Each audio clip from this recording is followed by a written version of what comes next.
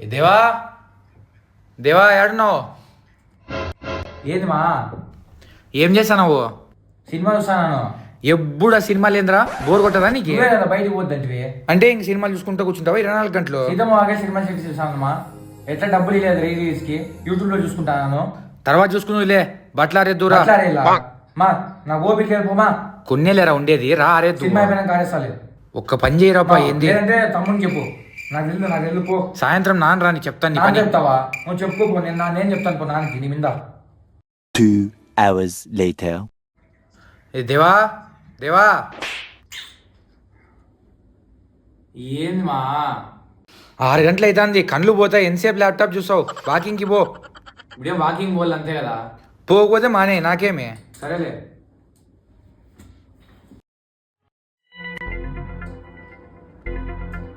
ఏంది మా ఏం చేసి రాత్రి తినేకి? ఏం చేస్తాం, ఏదో ఒకటి చేస్తాము. చేసింది తిను, నువ్వు మూసుకొని. యాడికి పోయేస్తావు? నేనా క్రికెట్ ఆడేపోతే.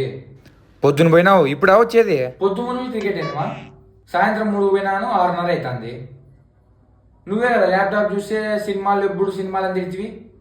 అందుకే క్రికెట్ ఆడేపోతే. ఏదైనా చదువుకోవచ్చు కదా 2 సేపు కోర్సులో.